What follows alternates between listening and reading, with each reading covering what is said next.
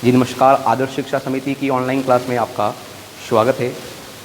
हमारा आज जो टॉपिक टॉपिक पढ़ने से पहले एक बार हम अकाउंटेंसी का जो कोर्स उसके बारे में चर्चा करते हैं, क्योंकि इस बार NCERT का कोर्स वो लागू हुआ है 10th और 12th में। तो पूर्ण रूप से वो कोर्स वो चेंज हो गया है। चेंज होने के बावजूद भी कुछ चैप्टर हमारे वही हैं। तो अब अकाउंट की हमारे पास वो दो बुक है, पार्ट 1 और पार्ट 2 बुक है। पहले हम सिलेबस को पढ़ लेते हैं एक बार कि हमारे सिलेबस में क्या क्या कंटेंट है, किस प्रकार से हमको पढ़ना है। उसकी पूरी प्लानिंग को जानने के बाद फिर हम एक एक चैप्टर को वो हम पढ़ेंगे। तो आइए जानते हैं। सबसे पहले हम वो सिलेबस के बारे में जानकारी करते हैं कि अकाउंटेंसी का सिलेबस वो क्या है। तो देखते हैं। सबसे पहले हम पार्ट 1 की बात करते हैं। पार्ट 1 यानी कि हमारी जो बुक पहली बुक, अकाउंट की दो बुक है, और दो बुक में से जो पहली बुक में है उसमें कौन कौन से सिलेबस हमको पढ़ने हैं और उसके बारे में चर्चा करते हैं। सबसे पहले जो चैप्टर है पार्ट 1 के अंदर वो है अलाभकारी संस्थाओं के लिए लेखे।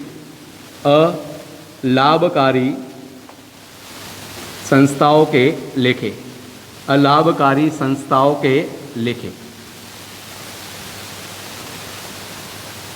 अलाभकारी संस्थाओं के लेखे, इसको हम इंग्लिश में हम बोल सकते हैं एनओपी, नॉन ऑर्गेनाइजेशन प्रॉफिट, यानी कि ऐसी संस्था जिनका प्रॉफिट कमाना वो उद्देश्य नहीं है, उनके अकाउंटिंग के बारे में हम जानेंगे इस चैप्टर में।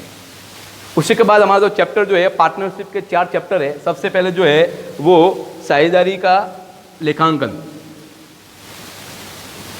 साझेदारी लेखांकन की हम बात करते हैं तो साझेदारी लेखांकन में जो पहला पार्ट हमारा, इस पार्ट के अंदर वो है इसका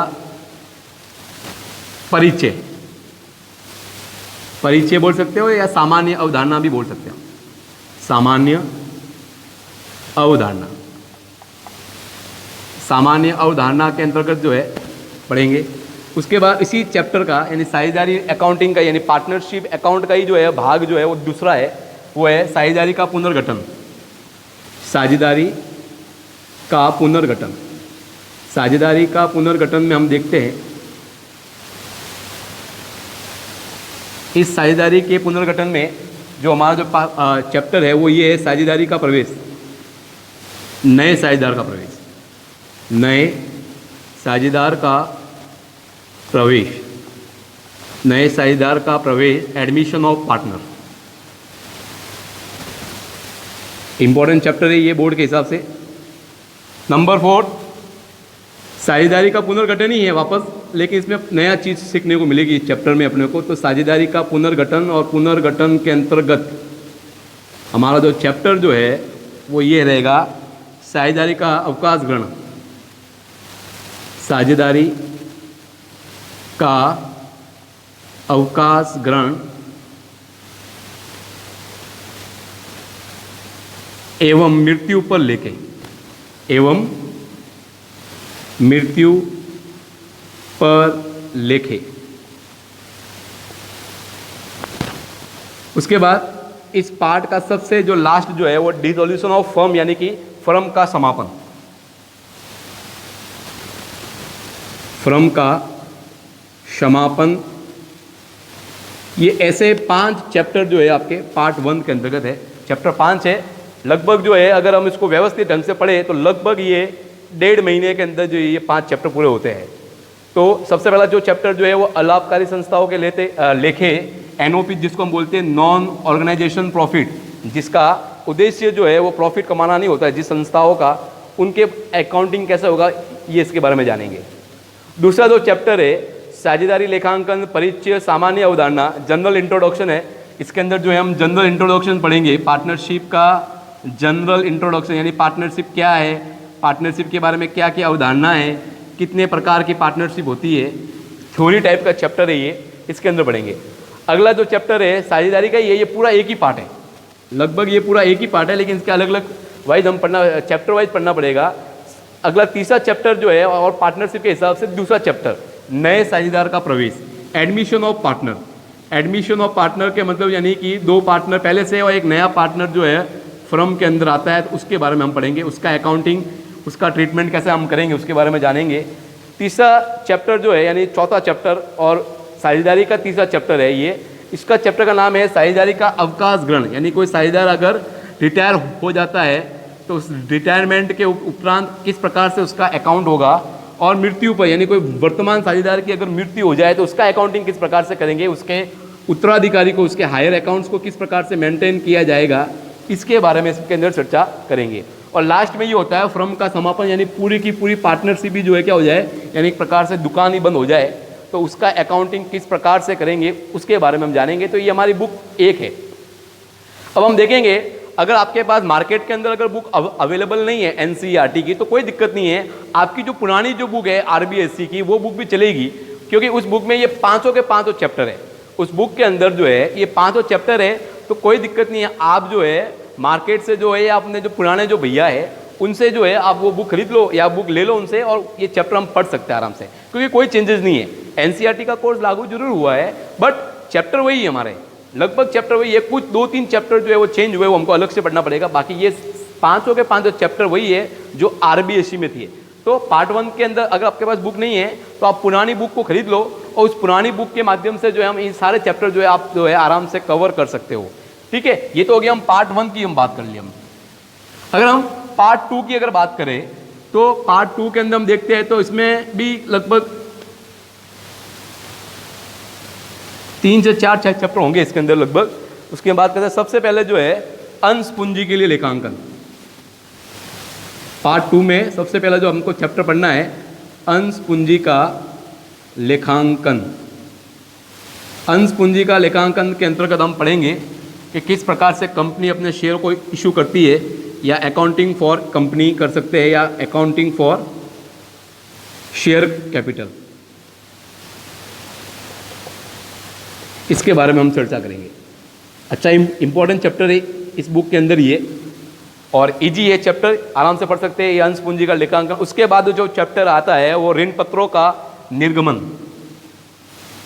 ये भी कंपनी का ही चैप्टर है ये, ऋण पत्रों का निर्गमन, ऋण पत्रों का निर्गमन एवं मोचन।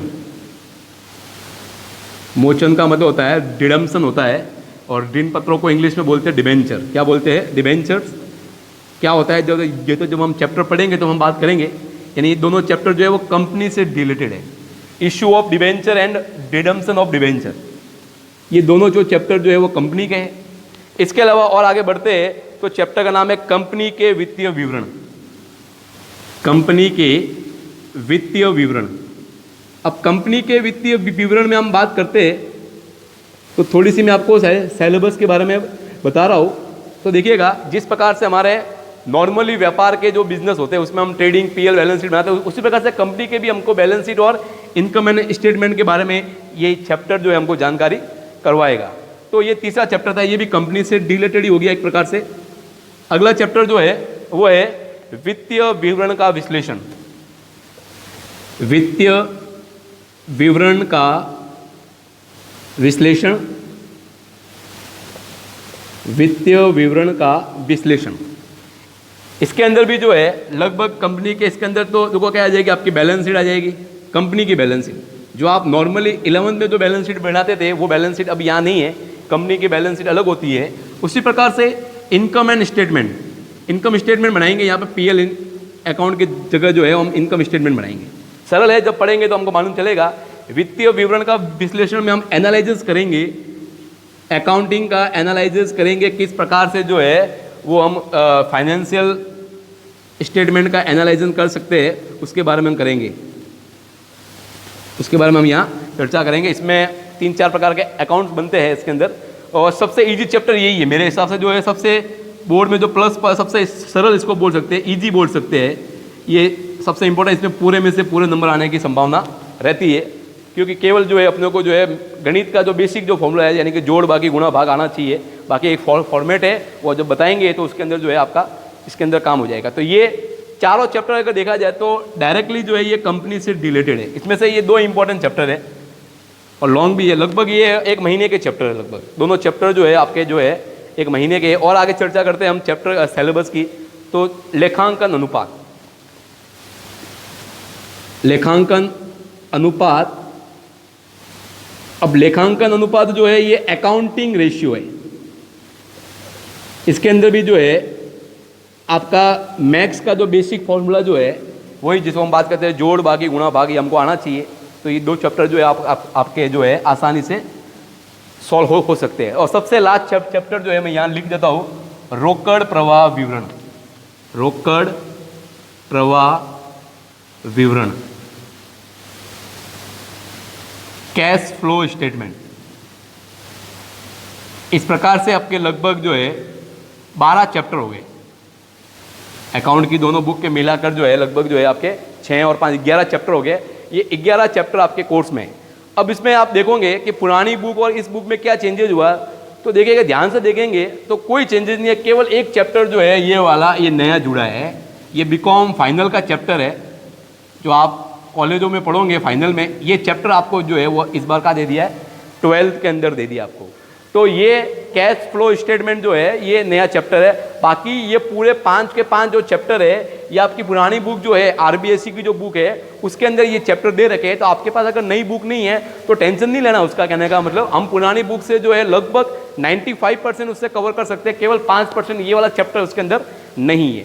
अब पार्ट 2 की अगर हम बात करें तो इस पार्ट 2 में ये अंश पूंजी का लेखांकन और ऋण पत्रों का निर्गमन का ये भी चैप्टर पुरानी बुक में तो है। आरबीएससी की जो पुरानी जो बुक है ओल्ड बुक उसके अंदर है, बट उसके अंदर इस बार एनसीईआरटी के इस सिलेबस के अंदर इसके अंदर कुछ एक्स्ट्रा दे रखा है। एक्स्ट्रा वो हमको पढ़ना पड़ेगा। जैसे ये डिवेंचर तो कुछ भी एक्स्ट्रा नहीं है, ये तो एज इट इज जैसे ये जैसा अपनी आरबीएससी के सिलेबस में है। But accounting for share capital के अंदर तो कुछ भाग जो है जो पुरानी बुक में नहीं था इस बार जुड़ा है। यानी पुरानी बुक में जितना है उतना तो ही है, उसके अलावा हमको ये पढ़ना है इसके अंतर्गत कि उसका फोरफिटेड किस प्रकार से हुआ, अंशों का हरण एक नया टॉपिक इसके अंदर जुड़ा है। इस चैप्टर नंबर पार्ट 1 का चैप्टर नंबर अंशों का हरण।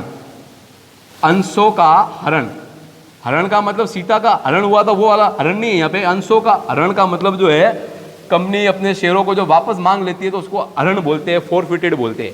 तो एक नया टॉपिक है इसके अंतर्गत जो हमको अलग से पढ़ना पड़ेगा। बाकी पूरा चैप्टर वही है।